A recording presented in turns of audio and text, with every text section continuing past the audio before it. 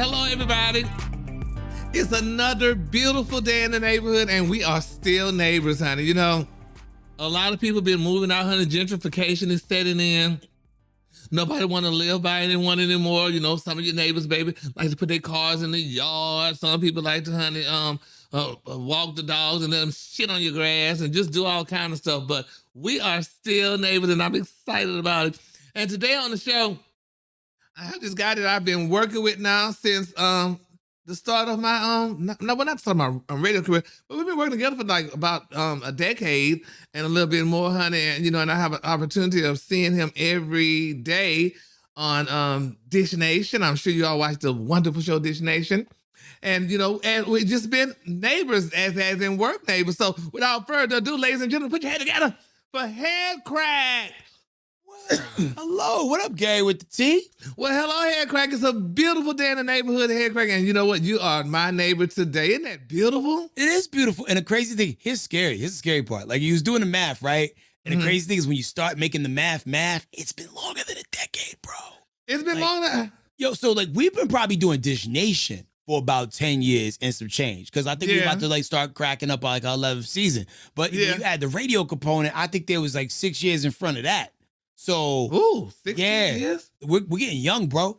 Oh my God. Well, HeadKrack, well, thank you for coming on, honey. You know, you probably one of the only ones, honey, that I work with, one of the only ones probably, would come on, honey, and do the show. And I'm just glad that you're here. You know, and I'm glad to be here. And I'm also proud of you, Gary, because, you know, when podcasts started becoming a thing, I felt that you needed a space where you could talk your talk and be you. Because, like, you know, sometimes, like, you know, the different gigs that we do, you got to be in different boxes and just kind of like sometimes quieter, alternate versions of ourselves. But, you know, to see you over here running wild like Hulkamania is a dope thing to see. I thank you. You know, and you do say that. And, you know, it's a good thing, you know, we work together and, you know, we've been working together, like you said, about 16, 17 years now. And, you know, it's almost like I feel that we work together silently, honey. We can't just be out there and talk and be friends because, you know, we've been knowing each other now for quite a while, like you said. You know, I'll never forget, honey, when you bought your first house. Yeah, your first you estate, actually honey. introduced me to the person who showed me my house, and thank you for that. Yeah, and it was just a really good thing. And then, you know, we had other people come along and it kind of, you know, made it a little different. But nevertheless, honey, we still, honey, our neighbors still work together, still radio friends, honey, and TV friends. And it's a good thing. A great thing.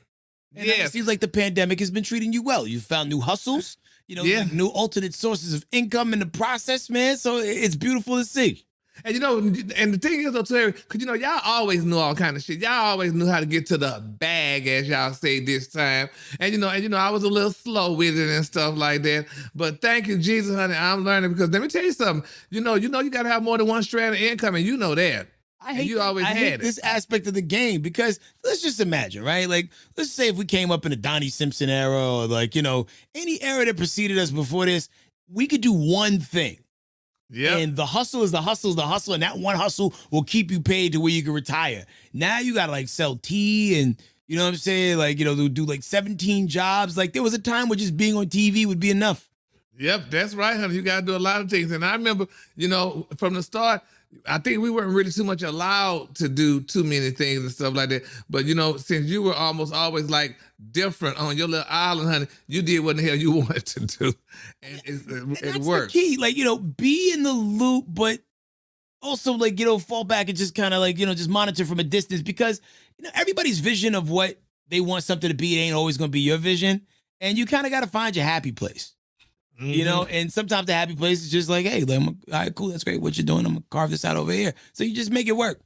Yeah. So now to those guys that don't know, HeadKrack and I, like I said, we worked together on radio for like 16 years together, and then, you know, the radio changed, and HeadKrack branched out and started his own show, The Morning Hustle. I don't know if you all listen to that, but it's The Morning Hustle. It's syndicated and what have you and stuff like that. So HeadKrack, tell me, so what is it like, honey, doing your own thing where you don't have to always be under the microphone, or should I say under the microscope where you were, you know, monitored? It's city mouse, country mouse thing, right? You know, because at the end of the day, we still work for a company. right? Yeah. Like, you have your ideas, you have your own plans, you think you know what's best for your situation. And then you have these people who feel like they know more than you and know what your product should sound like. And they, like, we're in the business of being micromanaged, right? Like, our names may be attached to certain things and be on things, but still at the end of the day, we work for people who feel like they know things that they know and they just do what they do. So, I mean, at the end of the day, I still feel like it's a job, something Yeah. I show up to do, and at the end of the day, I had just tried to create the best situation possible for whatever obstacles is thrown my way.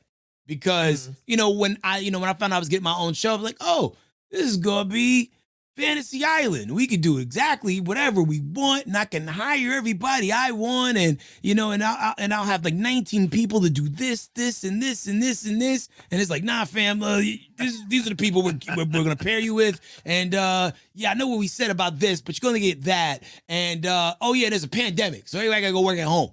So it was the perfect storm for everything to not work out, and it's actually been going really well.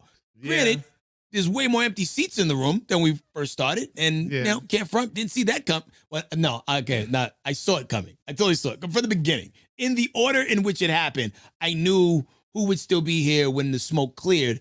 But at the end of the day, I'm always going to do my job to the best of my ability, no matter what equipment you give me. Like, if you need me to make a radio and all I got is coconuts and like, some twine, all right, I'm going to make a radio. So that's what we're doing it right now. And, it's Cutthroat Island, but I got a thick neck. Yeah. And you know what's so funny too? If I wasn't doing my own show, if I didn't have my own morning show or what have you, I think I would be real good with you on your show. Because, you and I work well together. We always had that good cop, bad cop thing going on. We had fun. We used to do some crazy damn stuff, and it was amazing, and it worked out too. I mean, it was just really, it was a good thing. The interesting dynamic between me and you, because like, I mean, I can't forget that there have been some days where I wanted to throw you out of a window, right? Yeah. However, when you realize the brilliance of what you do, to be able to, no matter what everybody in the room is saying, say the opposite of what makes sense and be consistent with it and be like passionate in your conviction about what it is you're saying, you can only slide your champion back and be like, you know what, this guy is kind of like low-key a sick genius. Because I'm so literal and analytical, and you're the opposite of that. So it works. Yeah. So I remember towards the end of like, like the first show that we was on together, where like we was like doing a lot more interviews together, and it was a lot cooler and funner than I anticipated it being, because I don't know, the combo and the chemistry, because they say all the time, chemistry makes everything. You can put all these big names in a room, but if the chemistry ain't there, it ain't there. And me and you always had this mysteriously good chemistry when it came to doing like little side stuff. Yeah, and like a lot of celebrities, they would come through the show and stuff, and people, some people might say, oh, this person, they not this, that. We always interviewed them, and we got that shit done.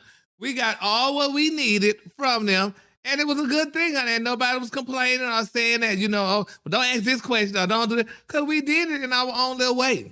Yeah. And we got it. And and you are kind of like an invincible person, because you're still part of a protected alphabet group, right? To where like you can kind of say anything to anybody and you can't be punched for it. So it's kind of like, all right, man, like it'll seem like real snipey if I said it, but if Gary said it, like it comes off. So, I set them up, you knock them down, you know what I'm saying? Repeat and rinse. And at the end of the day, the reps always be like, that was a good interview, best one of the tour. Yes, Lord. So it was really fun. I miss those days, honey, because it used to be, I mean, it was just amazing how we would and it was not intentional. We just did it. This was not intentional. I mean, like at the end of the day, I think we're both professionals, right? Because we are. Because we've been in rooms where, it wasn't always necessarily like the most harmonic situation. Because like, when you work with family, right? When you work with people that you know far too well, sometimes, tensions fly high. And, you may walk in and out of the room with your fist balled or whatnot, but no matter what was going on in the world, me and you somehow always figured it out. And one thing I always appreciated about you, anything that I ever said about you on the air, whether it be radio or Dish Nation, you never took it personally. No. And even when you would say something back to me, like, because we get it. You know what I'm saying? Like, you were like my tough, weird little big brother. You know what I mean? Yes. Yeah. I don't just, and I tell everybody, and you know, like they say with Reddit, you got to have thick skin. Honey, please, you can't say nothing to me to offend me. Nothing. So, you know, just say what the hell you, and you know, HeadKrack, when you used to try to curse me out, honey, your cursing words just were shy. I'm like, well, bless his soul, honey. He must have grew up around white people. Because it just What were the cursing words that I would use towards you? I mean, not just the word, it's just the way you would say it. You know, you say things, honey. You can't curse. You don't know how to curse. Because I don't, I mean, like, I curse casually. But yeah, but it's not offensive. But I feel like I've never had to actually curse you out. I would adjust my tone, like, because there's been times where like you've gotten to the line, right?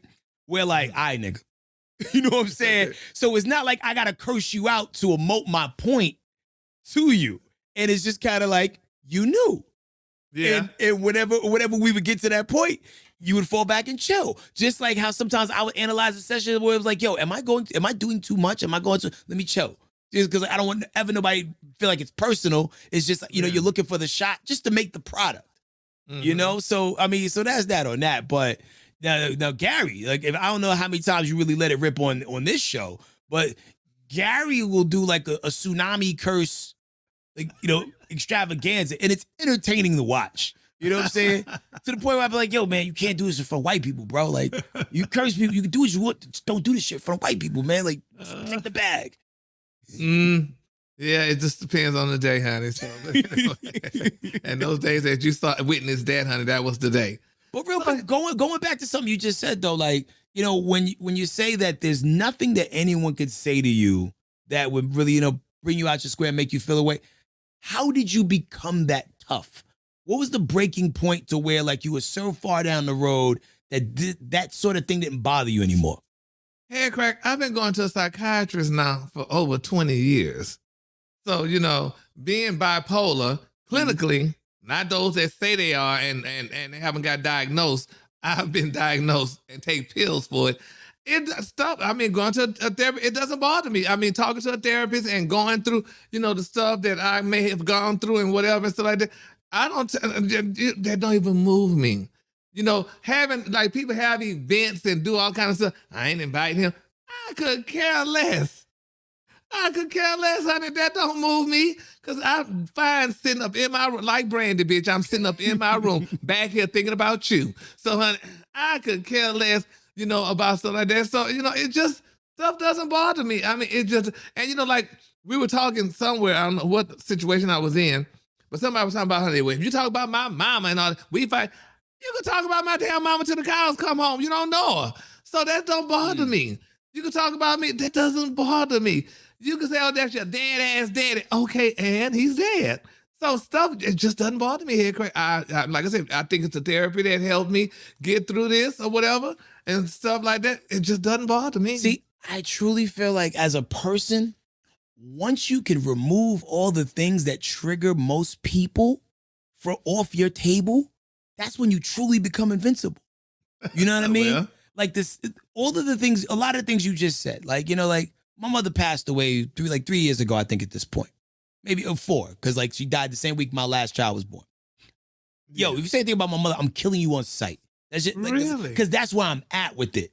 I'm not that okay. So that's still an Achilles heel for me. So the fact that someone could do that to you and you're okay with it because you just ascended to another level mentally, it truly makes you invincible. You know, because even you know, like, yo, you represent a certain community, and I know you've heard names and you've been called crazy things that at some point these words bounce off your chest like bullets. Yes.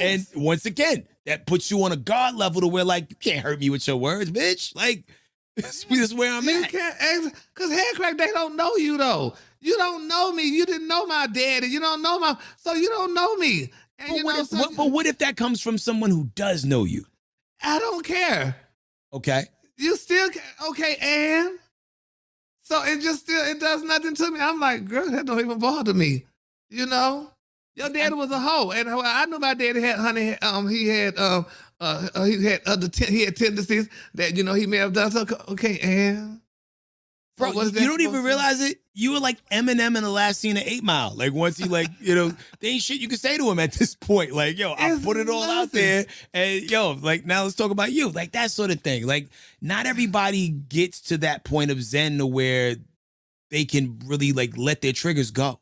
Yeah, because look at now, HeadKrack on the show. Look how I was talking about it. Hell, I was the brunt of all the jokes on the show. I laughed. Because I'm like, well, girl, what am I supposed to do? Cry?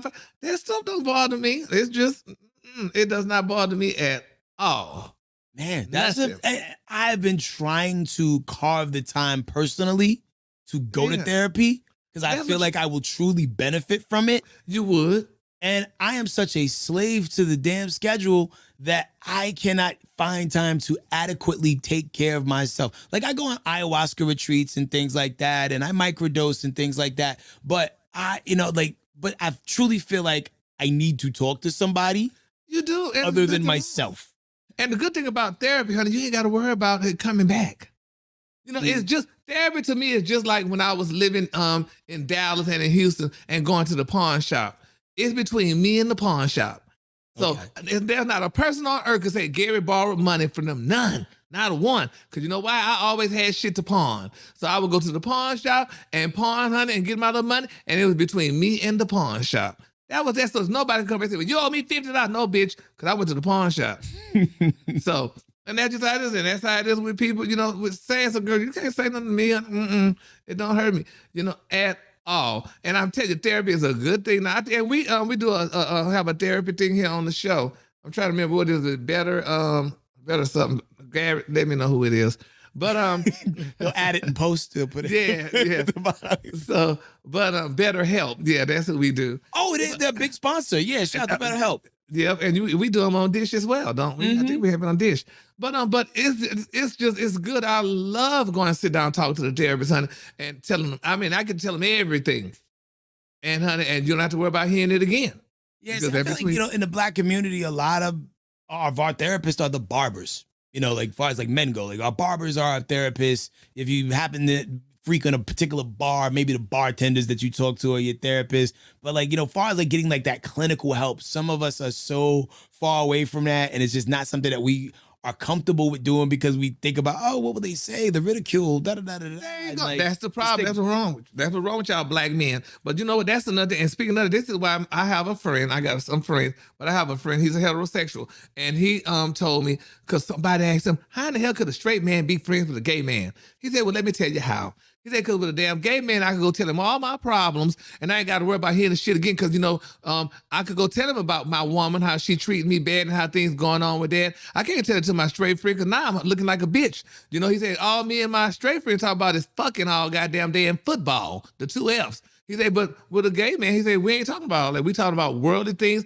and different things that could help me out that I can't really get, honey, from talking to my heterosexual friends. So, hey, I'm not saying with therapists, but that's, think about it. It's so weird though, because like all the gay people I know do gossip, and I don't feel comfortable talking to any of you. Well, you see, not, honey, let me tell you, because you talk to the new school punks. I'm old school. Your ass tell You're me part of the group. Like but I might be part of the group, but we got tiers, honey. You got the old punks and you got the young punks, honey. And I'm in the group of those. My friends could tell me some shit and it's done. Word. You don't have to hear about that shit no more because I'm not telling nobody. It's just like with people ask, well, I ain't going to go through all that. But anyway, it's just, and that's just the way it is, honey. Because I'm not going to go sit there and tell that damn man for business. It's just like these young girls that's going around when they messing with these guys and stuff. Then they go tell all this business. Back in the day, bitch, they found you floating up the river. Now the new punks they get the TV shows. They want a reality show. I never understood that. Like when people run around and tell people's business, for the sake of outing somebody or just like put somebody on blast, like what do you expect the end game to be? Like you think like Bravo gonna roll up to your house with a contract? Thank you. In a 7-year deal? Like no, you might be popping on a blog or two for a week and a half, and then maybe you get to talk to Vlad TV and Adam 22. But after that, it's a wrap, B. That is it. But these girls, you can't tell them that. They don't understand it. They feel they're going to get a reality show. They're not giving black punks reality shows, girl. Sorry, y'all girls ain't getting shows now. Maybe to your counterparts, maybe. But girl, you ain't getting no reality show. And like I said, back in the day, honey, I'll never forget that queen, allegedly, that last queen that Eddie Murphy messed with, honey. They found that girl floating, honey. They found her dead on a fire ledge because she was about to print her book. and her book ain't made it to light yet. So bless her spirit. I think a roof is a terrible place to print a book. Well, she was on them. No, they found her there. So evidently this girl was coming down the stairs, probably go to shopping or go get her book printed, and they found that girl dead, honey. So I don't know. But, it's just, so, but that's just, the way it is. But it's just interesting. But therapy is a good thing. And, right now, May is, honey, mental health month. So, okay. Definitely. I mean, you get a therapist, honey, go sit and talk to them, honey. Somebody, and and they ain't to go tell you because they none of mine told mine yet. And I've been going to one at least, like I said, for 30. And I've been taking my literature. When I used to go to MHMR, mental health, mental retardation, that's in Dallas. I used to go there. Now I was the only one that looked sane in the lobby, but I still. Sometimes you need something to compare it to. Like, on what crazy scale am I? I'm not as bad off as that person. So maybe I'm okay. Yes, so I just. I would go sit there and talk to my therapist, and I loved it. And she helped me out so much. I learned a lot about that, myself and just like people in general, like in particular. Like I used to always wonder, why I call everybody, nobody called me. She said, Gary, because you got to realize that everybody may not be a telephone person like you. If you want to talk, call them. If not, don't. But don't complain about it, saying to nobody calling you. And I said, that was interesting. I realized that. So it's just been so many scenarios that I learned from going to therapy and stuff. And like I said, all that stuff about, people, you can't say nothing to me or whatever and stuff like that. Girl, okay, because, when I was young, I used to have double teeth. My teeth all were doubled. Mm-hmm. And, honey, I still thought I was cute shit. Until, honey, one day I never forget when I was working in the hospital and I sat in a damn room and they had braces, $99 down. I'm like, oh shit, because my daddy was not buying me no braces. Braces was not on the agenda, honey. Not at our house, honey. My mama told me, bless her soul, because she just did not understand. She said, well, Gary, why don't you just go ahead and pull all your teeth out and get you some dentures? No, she didn't know HeadKrack. She did not know. Okay, honey, I just had to go by what she knew. She didn't know that, and I thank God he knew better. And honey, put that commercial in front of me, and there you have it, honey. I got my beautiful teeth, honey, because I didn't pull them all out. No, but it's always interesting to get and hear people's backstory. That, you know, so you can have a better understanding of what forges their current worldview. Because, like, there's been situations where, like, I've talked to people where they'd be like, yo, this is how the world is, and every white person's racist and da da da da da da da.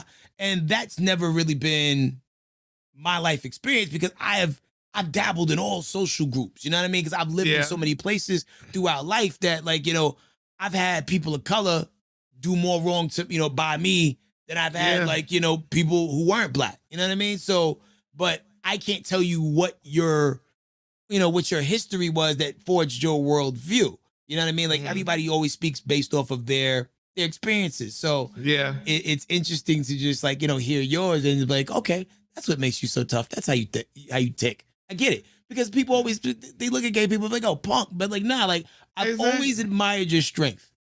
Yeah, well, thank you. And Ricky used to always talk about it all the time. He used to say, hell, you more a man than some of the men I know. Let me tell you something, like, people gotta understand, honey, I am a man first, gay second. Or, like, I don't like that word gay, alternative lifestyle.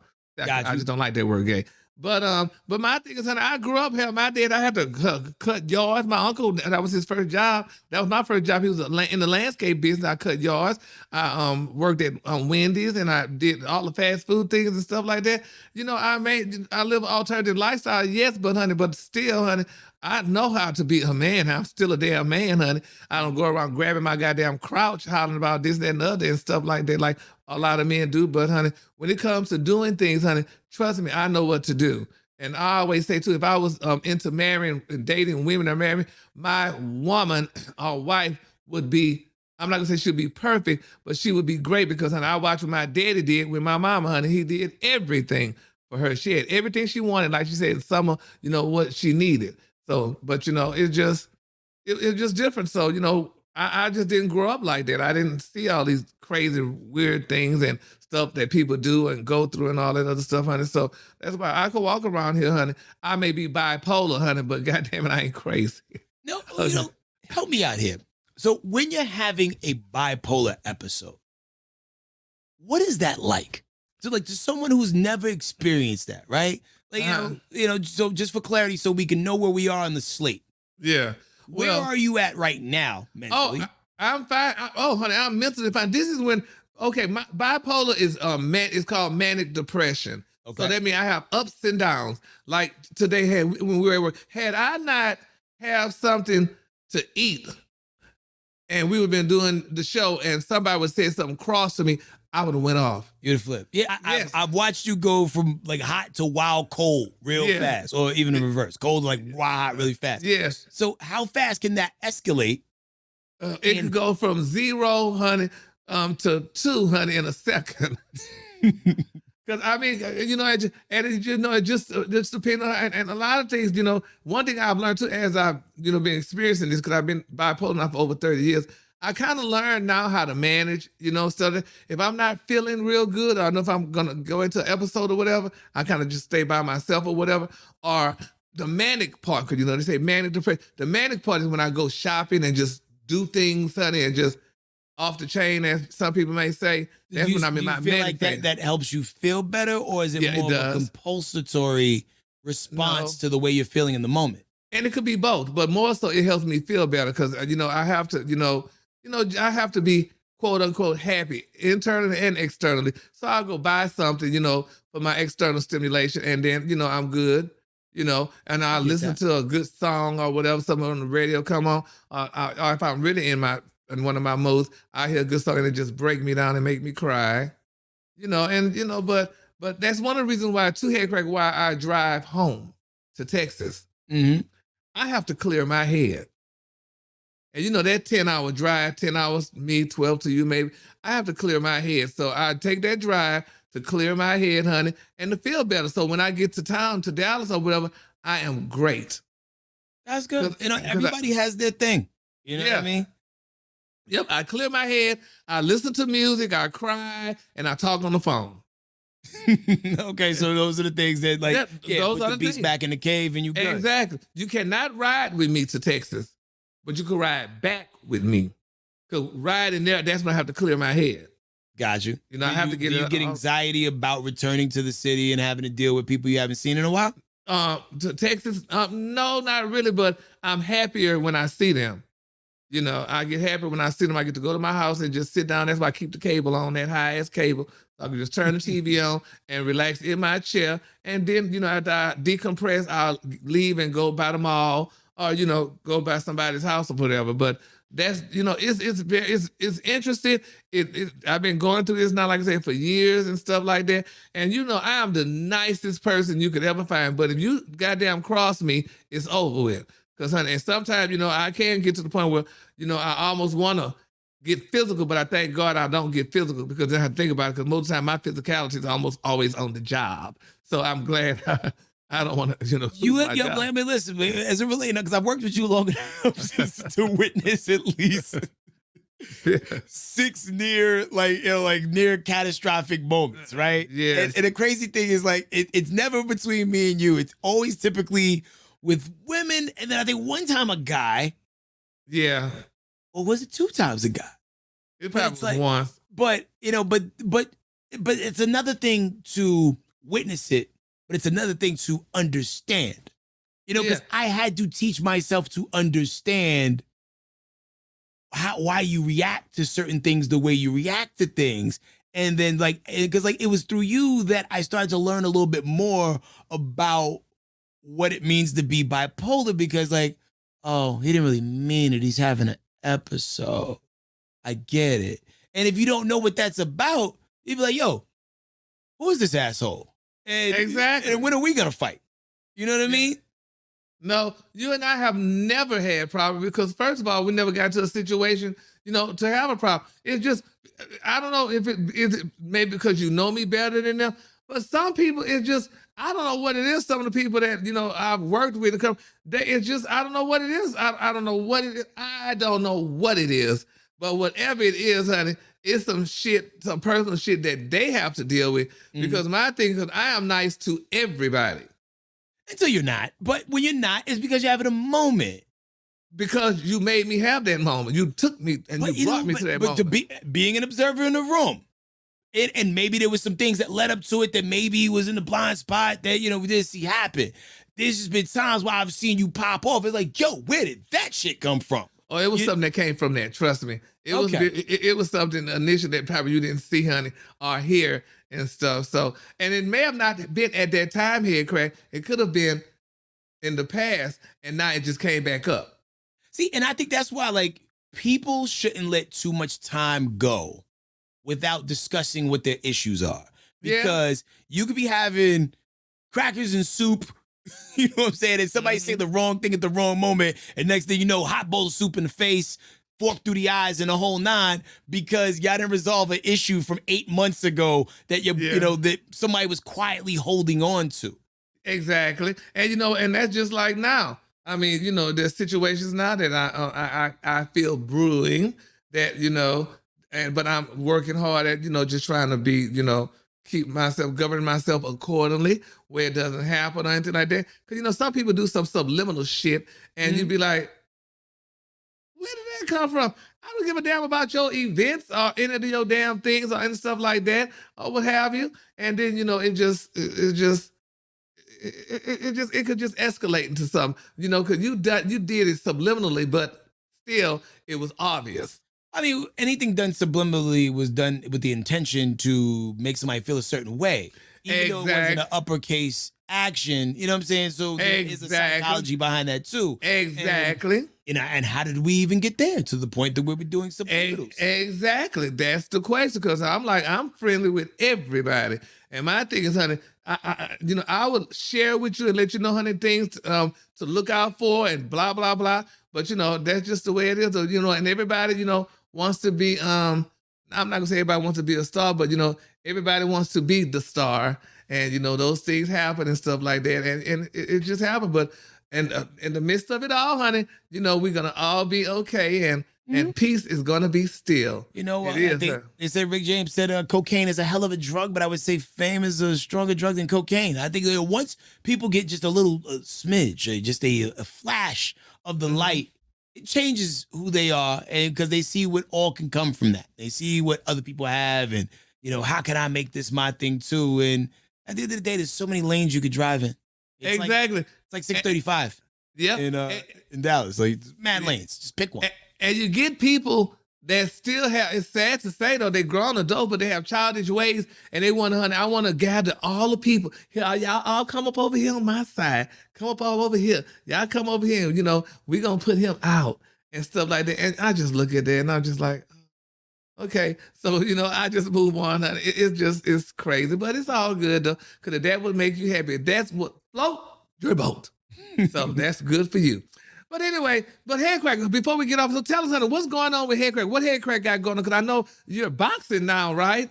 Yeah, there's a lot of things going on. Not sure if a lot of people who listen to this platform or watch this platform listen to rap music, but I also do that too. New single called Violence and For the Love is streaming right now wherever you're getting your music from. But yeah, June 11th in Pembroke Pines, Florida, I will be boxing in celebrity boxing. Shout out to my manager, Anna, Damon Felder, Bitcoin Rodney. I'll be taking on the son of legendary boxer or scrapper. I mean, because he did it all. Kimbo Slice. I'm going to be fighting Kimbo Slice Jr.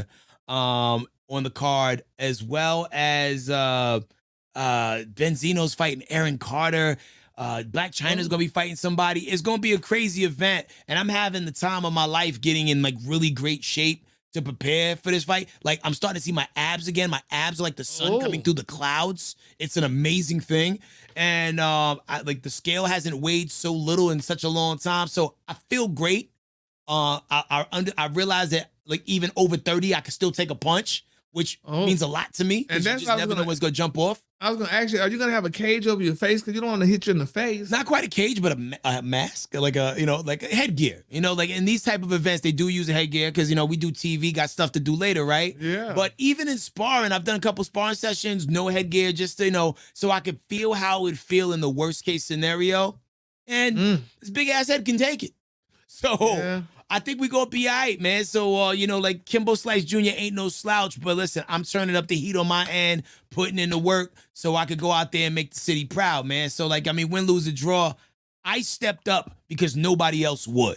I wanted to challenge other people that was in the business, and everybody was like, nah, fam, nah, I'm good. So instead of not doing it, I'm like, let me try to get myself in the best shape possible and step up to somebody else who is already in it. So June 11th is going down, Charles Dodge Center. Oh, look like not the way you said all that. Look like hell. I could do that. Can you windmill? Because if I could windmill, hell, and they cover my face, hell, I want to do it. I think they could possibly find an opponent for you and make it interesting. Here's the thing: no one's gonna get murdered at the celebrity boxing event, right? Yeah. I mean, like one person may hit you more times than you hit them, but at the end of the day, these events are fun. If you've seen any of the past ones, I mean, and granted, there is legitimate boxing going down, but you could kind of compete at the level that you want to compete in. Yeah. You know, Oh. and I like, let's just say if you had to like get your WWE on right now, Gary, and call out an opponent that you wanted to go toe to toe with, who would you go at it with? Oh, I'm trying to think because Miss RuPaul too tall. Who could I fight with? What other queen out there, honey, that I could fight with? Why does it gotta be a queen? 'Cause I just want us to just have a nice little, a little cute little Why can't it just be like another dude who does like gossip and entertainment? Probably because they're all queens, right? Yeah, exactly. Yeah, well, damn, there's that. Because I don't want to learn how to punch and do all that stuff. I just Oh, if want you punch it like that, yeah, you gotta definitely keep it that like this. Yeah, I got a windmill, so that'll be cute though. As long as he don't hit me as long as they let me cover up my face. They don't cover your face. They can mummify your whole body if you want. Like, I mean, you Really? could kind of set it up the way you want it to, Oh. and get it popping. And like, if everybody's watching this, not for nothing. Yeah. Gary low key an athlete. I tell the story all the time. Like we was on a kickball league. It was me, Gary, Beyonce, Aloysius, Claudia Jordan, this dude Matrone, a few other people, and Gary was doing home runs with his feet in Oh, yeah. kickball, wearing shoes that no one should ever play Thank you, kickball wearing. bitch. Didn't slide once. That's right, honey. It's all, everything, and I'm sure you know this, HeadKrack. Everything we do is mental. Mhm. It's mental. So I mentally know that these shoes are going to stay on my feet. And it's mentally, I know that I'm going to hit this ball or whatever the situation may be. So it's all mental. So everything we do is mental. So if you just, yeah, it works until you try like mount climbing and Tim's. Like I want some Tim's to go like mountain climbing one day, and I realized, oh shit, these fashion boots, these ain't for like They my not feet for was climbing. slipping down. Like man, I thought I was about to die. So yeah, it worked that day. But just know that sometimes you should wear the right shoes. Yeah. Oh, well. Well, anyway, HeadKrack, thanks again, honey, for stopping by. Good luck to you in your endeavors, and I'll be seeing you soon. So, and good luck to you in the fight and what have you. Are you going to wear boxing shorts? Or are you going to wear some thongs? It's definitely gonna be boxing shorts. I think you was about to say thong. They don't do that in boxing. I don't know what channel you watch boxing on, but over here in the corner of Normandy and Weston, it's just gonna be boxing shorts all day long. And I'm in the type of shape where the shirt's gonna be off because the abs is out. Oh, all right. Well, that means I'm definitely got to. I'm gonna have to save my coins to tune in. Then, honey. Fight TV is the app you can download the fight on when it's time to do that. And if you want to pull up to Florida, man, Charles Dodge Center, celebrityboxing.com is the website you can go to get the tickets. Don't forget to check out my new single, Violence, which is the song I'm coming out to in the ring, and it's gonna be a vibe. Violence. Oh, when you say that, I think of blood. Oh, there might be. It might be. All right. Well, HeadKrack, well, thanks again, honey. You have a great day and a better tomorrow. And Feliz Navidad. And happy Hanukkah. Happy Hanukkah to you too. Peace, my G. Bye-bye. Later. All right, y'all. So thank you so much, honey, for tuning in. That was a great interview. HeadKrack is a great interviewer, honey, and I enjoyed. And it's a pleasure working with this young man every day. So if you like that show, click here. If you don't like it, click here, because you're gonna like it when you click here. All right, y'all. Have a great day. Have a great weekend, honey. Is it Mother's Day? It's Mother's Day weekend. Happy Mother's Day to all you out there that's mothers or not mothers or want to be mothers. Some of you are motherfuckers. Oh, I say that. But anyway, have a great day. Feliz Navidad.